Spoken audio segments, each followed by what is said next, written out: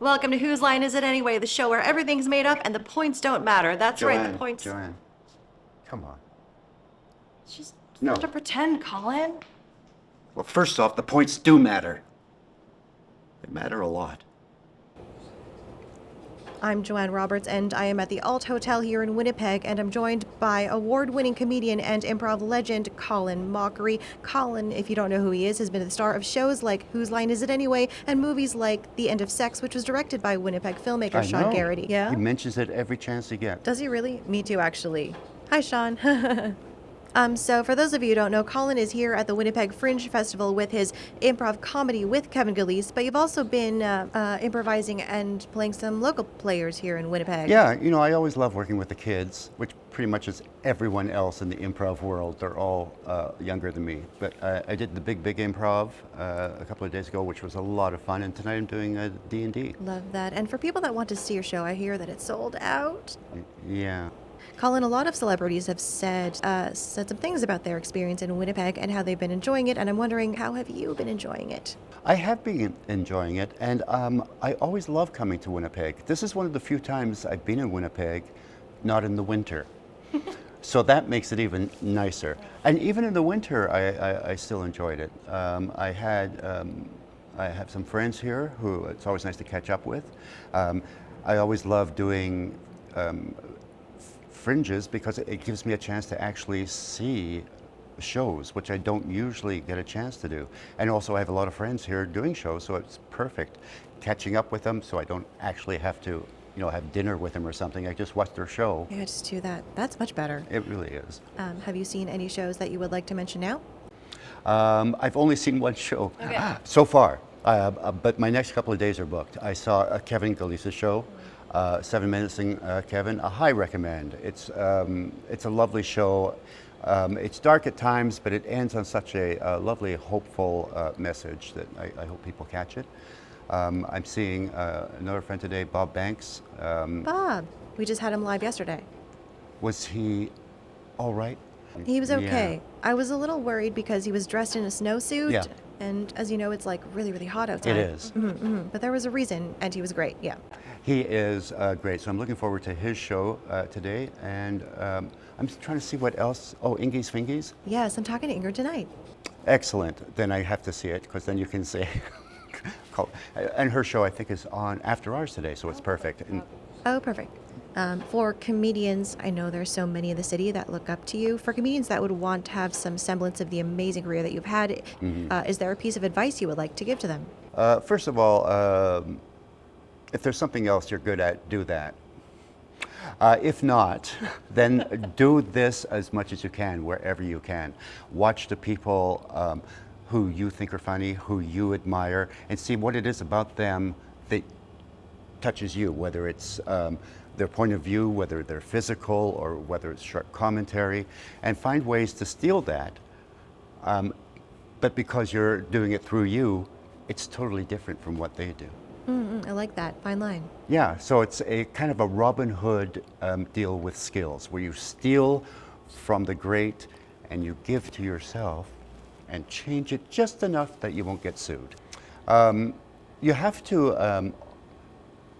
You have to build a very strong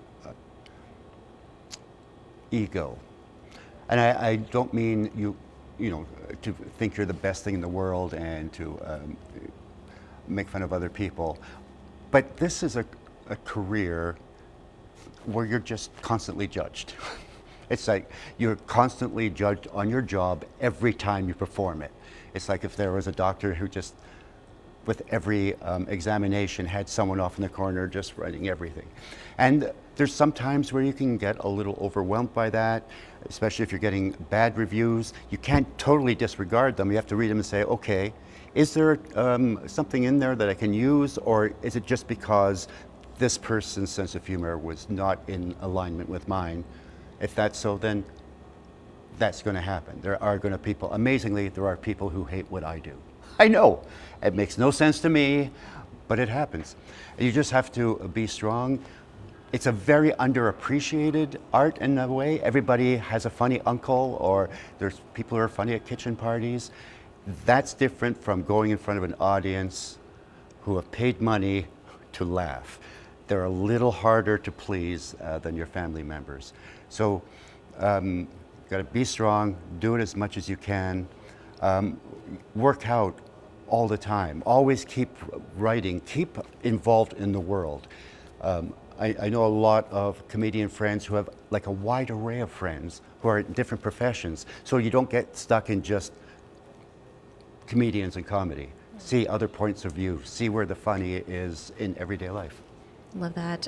So you have made so many people laugh. I feel like you're best known for Whose Line Is It Anyway? It's certainly where I was introduced to your comedy. Is there a particular moment in all of those years where you look back and in the moment you were like, we can't air this?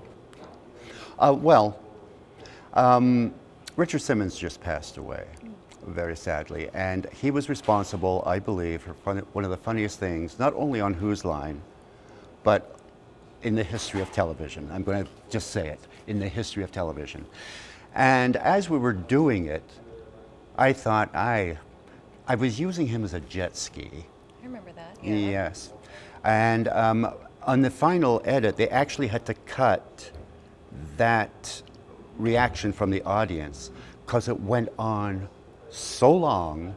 His head was bobbing at my crotch for 2 full minutes. And 2 minutes is a very long time.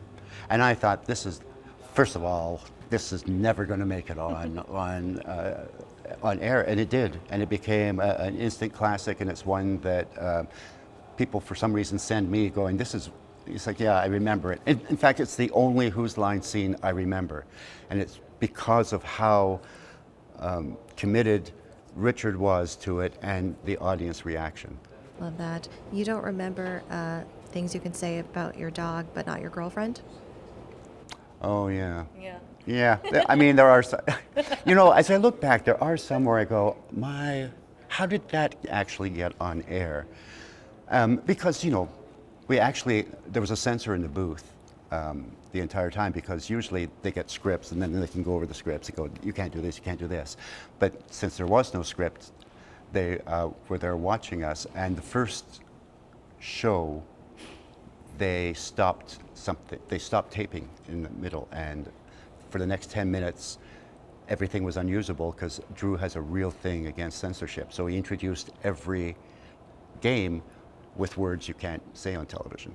So the producer and the censor got together and said, look, we'll wait till after the show, and then if you have any problems, we'll talk about it and we'll see what we can get.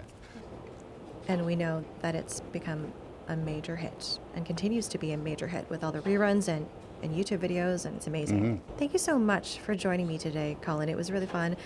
Break a leg with the rest of your Fringe shows. And yeah, thanks for joining me again. Thanks for having me. You can stop rolling now? Okay, now for the real questions. Yeah. Sorry, Colin, but I wanted... Do you have Wayne Brady's phone number? Okay, this goes no farther. The cameras are off. I write all of his stuff. Next time you're watching, watch really carefully. He's wearing an earpiece. When he's doing all the songs, if the camera was just a little bit over, you'd see me telling him what to say. I know, it's a big thing, and I'm not allowed to say anything about it. But man. Mr. Brady. Yeah.